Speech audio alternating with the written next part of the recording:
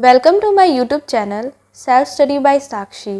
Chandrayaan 3 moon के south polar region पे न लैंड होकर के मून के नियर साइड पे लैंड कराया गया है। अब ये मून का नियर साइड क्या होता है उसको बताने से पहले मैं बता दूं कि टोटल मून के दो साइड होते हैं, एक नियर साइड और एक फार साइड। कुछ साइंटिस्ट का ये भी कहना है कि एक मिस्टीरियस साइड होती है मून की जिसको हम dark side of the moon कहते हैं। हमारा जो चंद्रयान 3 है उसका जो लैंडर और रोवर है वो सॉफ्ट लैंडिंग कराई गई है मून के नियर साइड पे। मोस्टली जितने भी स्पेस मिशन जाते हैं, मून से रिलेटेड जितने भी मिशंस जाते हैं, उन्हें मून के नियर साइड पे ही लैंड कराया जाता है। आज तक सिर्फ एक ही देश है जिसने मून के फार साइड पे लैंडिंग की है और वो है चाइना। अब ये नियर साइड, डार्क साइड क्या है और फार साइड क्या है उसको समझते हैं। नियर साइड मून वो होता है जो हमें अर्थ से विजिबल होता है। जब आप छत पे जाते हो, आप आसमान में चांद देखते हो, तो जो साइड हमें दिखती है उस साइड को कहते हैं मून की नियर साइड, और ये पूरे मून का 60% रिप्रेजेंट करती है। अब हम बात करते हैं फार साइड के बारे में। फार साइड मून की वो साइड होती है जो हमें विजिबल नहीं होती है, वो रिमेनिंग 40% होती है। बेसिकली ये ऐसी साइड होती है जहाँ पे अभी सन की रोशनी नहीं जा रही है, बल्कि इस साइड पे सन की रोशनी तब जाती है जब न्यू मून आता है, जब अमावस्या होती है और हमें जो है रात में चांद नहीं दिखता है, तो उस साइड वाली जो मून होती है उस साइड एक्चुअली में सनलाइट पड़ी रहती है। इस वजह से हमें जो नियर साइड मून है वो नहीं दिखता है। तो वो वाली जो साइड जो हमें नहीं दिखती है, न्यू मून के टाइम में उस साइड पे सन की लाइट पड़ती है, उस साइड को कहते हैं फार साइड ऑफ द मून। अब स्पेस साइंटिस्ट का कहना है कि एक और साइड होती है मून की जो काफ़ी ज़्यादा मिस्टीरियस होती है, जिसे हम कहते हैं dark side of the moon. अब ये dark side of the moon dark इस वजह से नहीं कहा जाता है क्योंकि ये परमानेंटली डार्कनेस में रहती है, ये हमेशा अंधेरे में नहीं रहती है, बल्कि इसको डार्क इस वजह से कहा जाता है क्योंकि अभी तक इसके बारे में किसी को भी कोई जानकारी नहीं है, किसी को भी कोई इन्फॉर्मेशन नहीं थी इस साइड के बारे में तब तक जब तक सोवियत स्पेसक्राफ्ट लूना 3 ने इस साइड की फ़ोटोग्राफ नहीं भेजी थी। उसके अलावा अपोलो 8 मिशन में जो एस्ट्रोनॉट्स थे वो गए और इस साइड को फर्स्ट टाइम एक्सप्लोर किए थे। तो ये हो गया नियर साइड, फार साइड और dark side of the moon. लेकिन नियर साइड और ये जो dark side of the moon है, इसमें डिफरेंस क्या है? क्यों मोस्टली जो स्पेसक्राफ्ट होते हैं, जितने भी मिशंस होते हैं, उनको near side of the moon पे ही लैंड कराया जाता है? तो नियर साइड और डार्क साइड में डिफरेंस ये है कि जो नियर साइड है उसका जो सरफेस होता है वो काफ़ी ज़्यादा प्लेन होता है, और वो जो सरफेस है वो बना हुआ है वॉल्केनिक लावा का।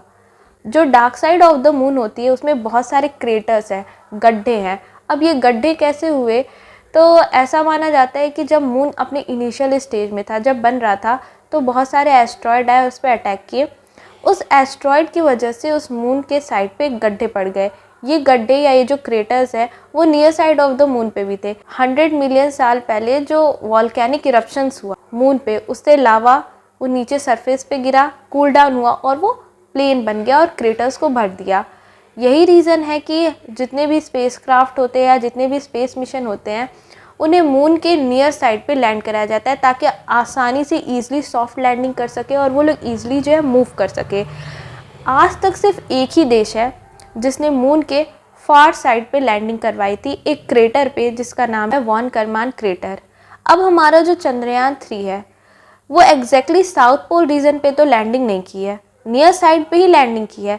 लेकिन ऐसा नहीं कि वो साउथ पोल रीजन से काफ़ी ज़्यादा दूर है, नहीं, वो साउथ पोल रीजन के पास ही में है। एग्जैक्टली साउथ पोल रीजन में नहीं लैंड करवाया गया है। पहले तो जो साउथ पोल रीजन है वो परमानेंटली शैडोड रीजन है, वहाँ पे काफ़ी लाइट या सनलाइट वगैरह नहीं जाती है। हमारा जो चंद्रयान 3 है उसका जो स्पेसक्राफ्ट है, लैंडर रोवर, वो पूरा सोलर पावर्ड सेल है, तो उसे कुछ तो सनलाइट चाहिए ताकि उसकी बैटरी जो है रिचार्ज हो सके।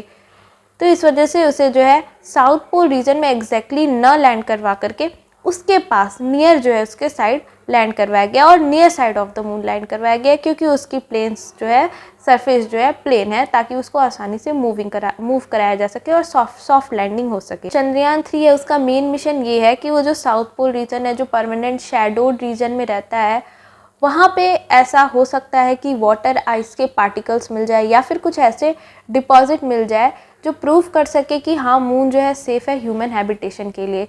चंद्रयान-1 मिशन में एक इम्पॉर्टेंट जो एक्सप्लोरेशन किया गया था वो था कि चंद्रयान-1 ने वहाँ पे लावा के ट्यूब्स पाए थे मून पे।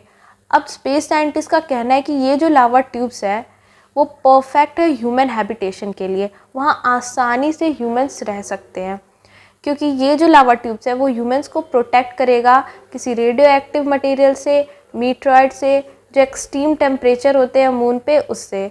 तो क्या है इसका मतलब, हम लोग ये समझे कि जितने भी मून एक्सप्लोरेशन मिशन होगी वो near side of the moon पे ही लैंड होंगे? क्या वो कभी फार साइड या dark side of the moon पे लैंड नहीं होगा? क्या इंडिया कभी भी डार्क साइड या फार साइड ऑफ द मून पे लैंड नहीं कराएगा? इसरो के फॉर्मर चेयरमैन कहते हैं कि नहीं, ये डिपेंड करता है कि मून का ऑब्जेक्टिव क्या है। मून के ऑब्जेक्टिव के बेसिस पे ही, मून का मिशन क्या है उसके बेसिस पे ही डिपेंड किया जाता है कि उस मून को कौन से रीजन में लैंड करवाया जाएगा। तो that's it for today's video. अगर आपको मेरा कंटेंट अच्छा लगे तो आप मेरी वीडियो को लाइक कर देना, और अगर आप मेरे चैनल पे न्यू हो तो प्लीज़ उसको सब्सक्राइब कर देना।